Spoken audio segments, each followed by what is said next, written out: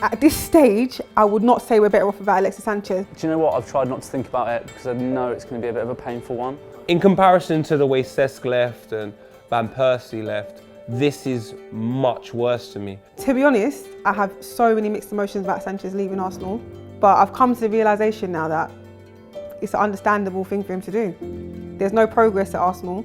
And you see the team without him, dog shit. Yeah, I'm disappointed.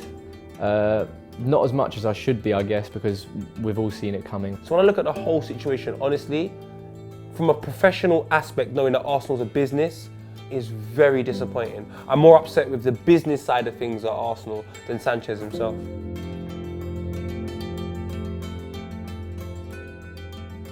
At the beginning of the season, for the first few games, there was so much anger towards Alexis Sanchez because you could see that he didn't want to play for the team. You could see he didn't want to play for the club. You could see he was being arrogant. Sanchez hasn't really made a massive contribution from August to December. So we're better off just letting him go in August.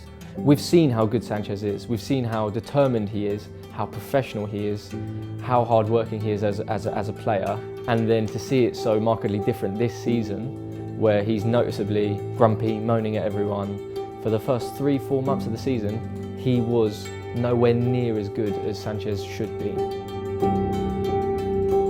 Once we signed him, there's promises given to him that you're going to be surrounded by these players, these other players are coming in, we've got money, we're Arsenal, we're a great club, but then those promises are not fulfilled. We just end up winning the FA Cup. No disrespect to the FA Cup, but it's not what he came here to win.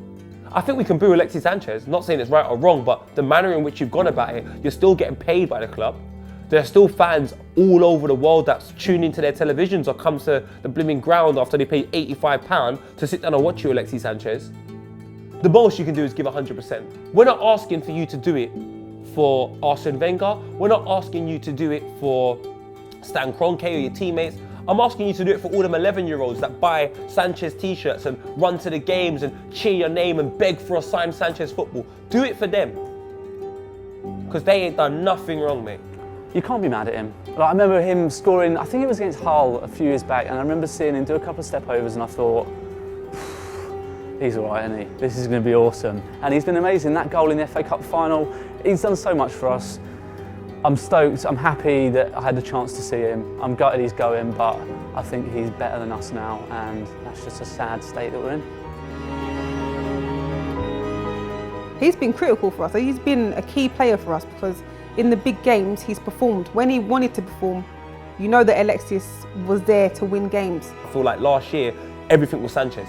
Everything was Sanchez. At his best, he's been a joy to watch for Arsenal. He's unbelievable as a player, but it's not to say that he's left a legacy and that what he's done will live forever in our memory as an Arsenal fan. Well, Sanchez has no legacy at Arsenal. You don't build a legacy after 2-3 years. We're a club that, when I talk about legacy, when I talk about legends, when I talk about an imprint on the club, you talk about Thierry Henry, you talk about Tony Adams, you talk about Carney before you talk about Sanchez. You talk about people that gave their all to the very last minute.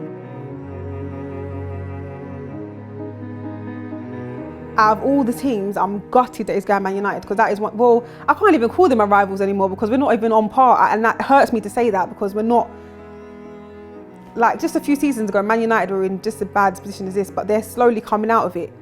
We're not, and I don't see us coming out of it anytime soon, so I'm gutted that he's going Man United. I'd say anyone but United. I don't really care where he goes, if I'm honest. I don't care what club he goes to. He's 29 years old.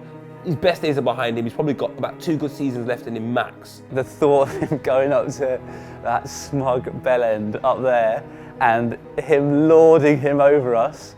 If he gets the number 7 at United and bangs in goals for them, it's literally going to ruin me. Like anyone, give him away. Give him to anyone. Give him to Spurs. Just don't fucking give him to him. It's going to be worse than any other rival signing that we've done, ever. Because I can see him in that shirt and I can see him getting at least 30 goals for them. It's possible. I know he's getting on an age, but he can do it for them.